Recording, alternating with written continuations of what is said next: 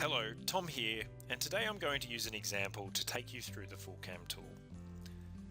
FullCAM stands for Full Carbon Accounting Model and is a calculation tool that estimates the amount of carbon in a forest planting. It's a tool that is required only for certain methods including managed regrowth, farm forestry, and specified environmental plantings. In this demonstration, I will be using the reforestation by environmental or mallee plantings method as my case study example. Remember that there are detailed guidelines that should be consulted to make sure FullCAM is used correctly in an ERF project. In this tutorial, you'll get a feel for what FullCAM looks like and some of the key tasks. So with that in mind, let's get started. You can download the FullCAM model via the link provided in the module and also via the Clean Energy Regulator and Department of Environment websites. The license and disclaimer information must be accepted to proceed, which will then open the program and the menu options. The FullCAM program is quite a neat tool for modelling carbon in sequestration projects. The model can estimate the carbon stock of a project over time based on a number of events or activities. However, it is most important that only the model settings as indicated in the guidelines for the specific method are selected. Each method that uses FullCAM provides detailed guidelines to follow. In this tutorial, I'm going to estimate carbon stock using a reforestation example where trees and shrubs are established on land that has been clear of forest for more than 5 years. So, to address that example, today I'm following the FullCAM guidelines set out in the reforestation by environmental or mallee plantings method. Always remember, the specific modelling settings for FullCAM will differ between methods, so make sure you check the correct guidelines. So now I'm going to take you through FullCAM. Now that FullCAM is open, I'd like to introduce the base unit, which is called a plot. This should be thought of as an area of land that represents the carbon estimation area, or CEA, which makes up the project that I set up using the mapping tool. For the purpose of this module, I'll run through the basics of creating a plot using FullCAM. I create a new plot by clicking on File, then New, and New Plot. I must create a plot for each carbon estimation area I've identified in my project area. In some methods, more than one plot file will need to be created for each CEA, one for the baseline activity and one for the project activity.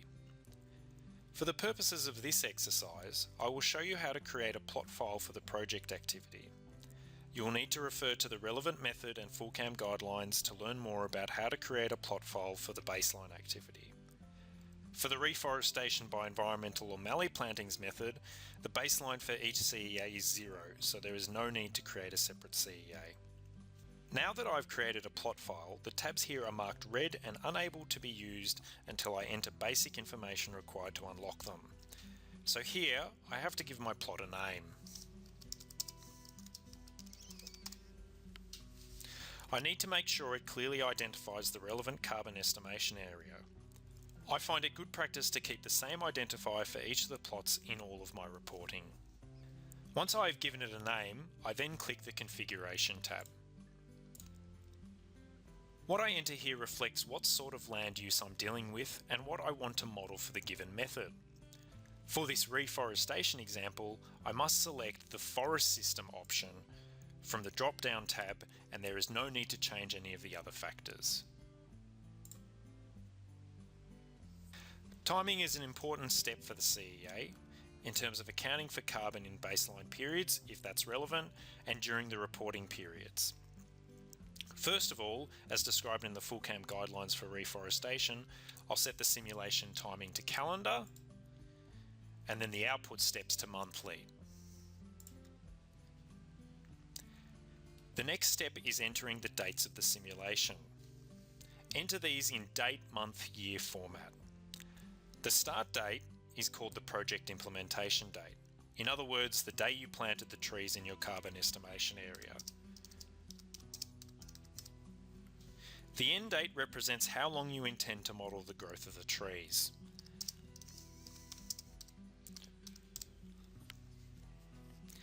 If this is more than 15 years, it will have implications for whether you use specific or generic calibration, which I will explain later. I'm going to choose 100 years. There's no need for me to change any other settings after this. Once this is entered, 9 other tabs become visible, some active, coloured blue, and others inactive, coloured red. I now click on the Data Builder tab. For you to be able to run the Data Builder tab, your computer must be connected to the internet. I click on the Data Builder On button, and here I type in the model point of my carbon estimation area, that is the latitude and longitude. You'll note that these figures are blurred just for privacy.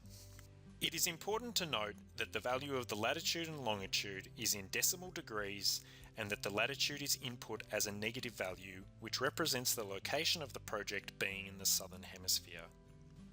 The latitude and longitude come from the reports I got from using the mapping tool. Now I need to click Download Spatial Data and then click OK when the pop-up screen appears.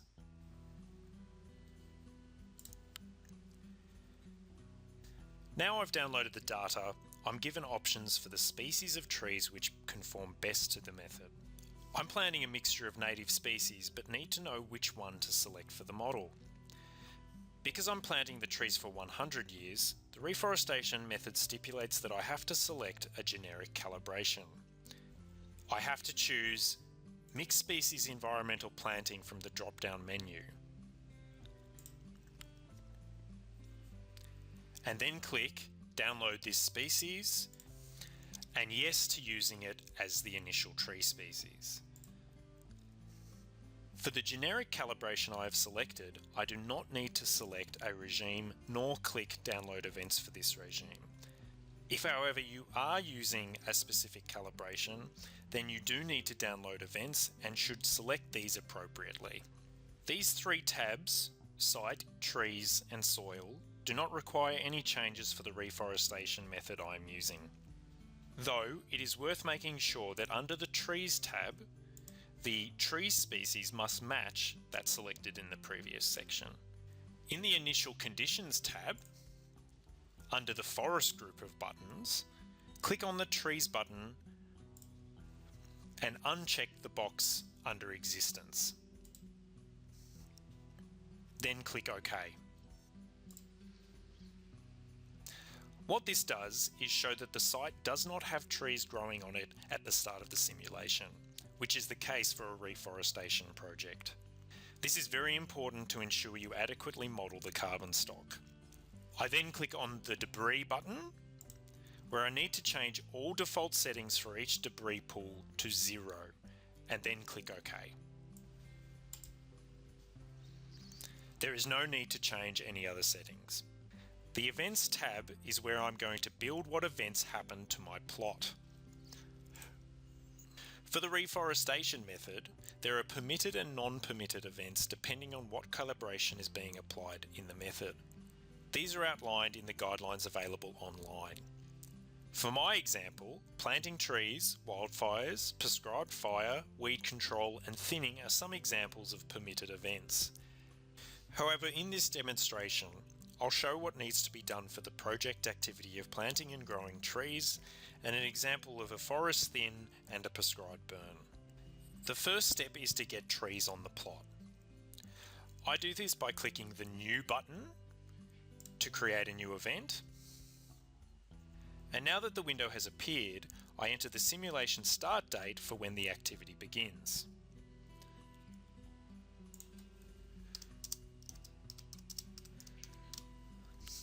In the drop-down menu next to Type, I make sure I choose Plant Trees, and then click the button titled Insert Standard Values. I'll choose the second option and then click OK. I'll also agree to insert the name of the standard event. I'll now enter the event. Now, just a quick tip regarding a common error. If the event in the event list is coloured red, the error here may be that in the previous step I didn't uncheck the Existence button. If so, I just need to go back and rectify that and it should correct itself. I now have trees on the plot, and they will grow and sequester carbon. However, I will need to report additional management scenarios that have happened to the plot or will happen as part of my plan. For example, I might intend to thin 10% of the forest at some point. To account for that, I need to click on the New button, enter the dates or future dates in which the thinning occurs,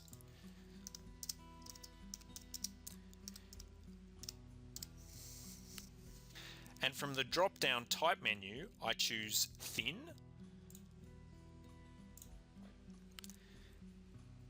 and then insert standard values, choosing initial clearing, no product recovery.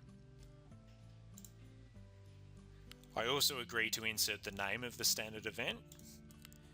I'll also have to include an estimate of the proportion of stems killed in the thinning operation, and I'll have to defend this estimate in any report that I submit for carbon accounting. Stems are the amount of trees removed during an event, of course. Once I've completed this, I don't need to change any other setting, and I can add the thinning event to the queue by clicking OK.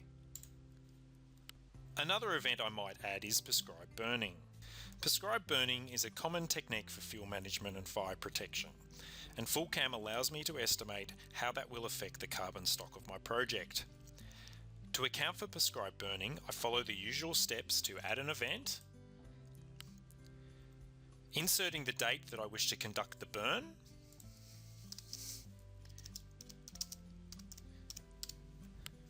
selecting forest fire from the type, inserting standard values, and choosing the prescribed burn option. I also agree to insert the name of the standard event. I also need to tick the box Enable Biomass Base Age Adjustments. Now I've ensured prescribed burning is part of my regime and will insert it into the events.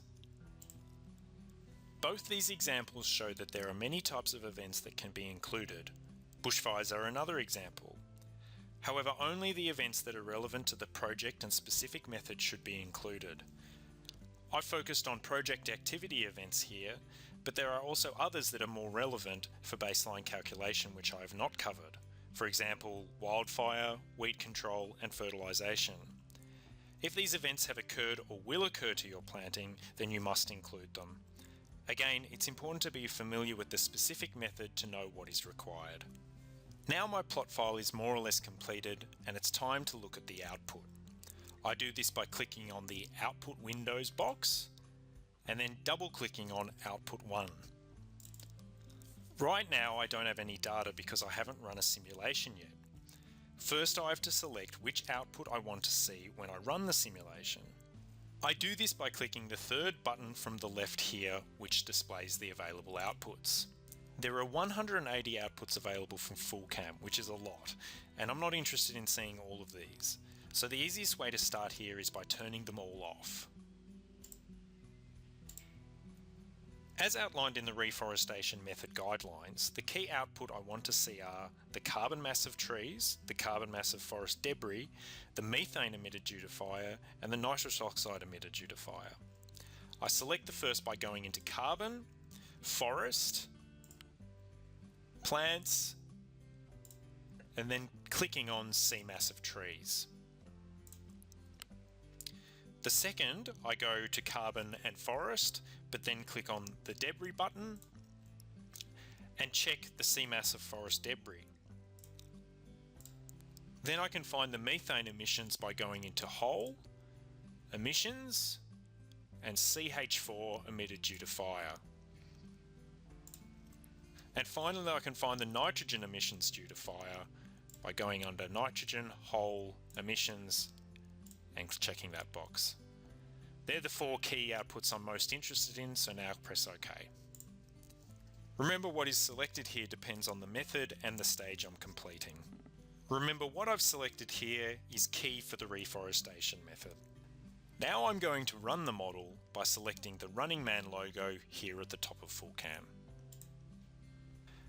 A graph showing the changes in carbon stock reflecting the events I've chosen appears.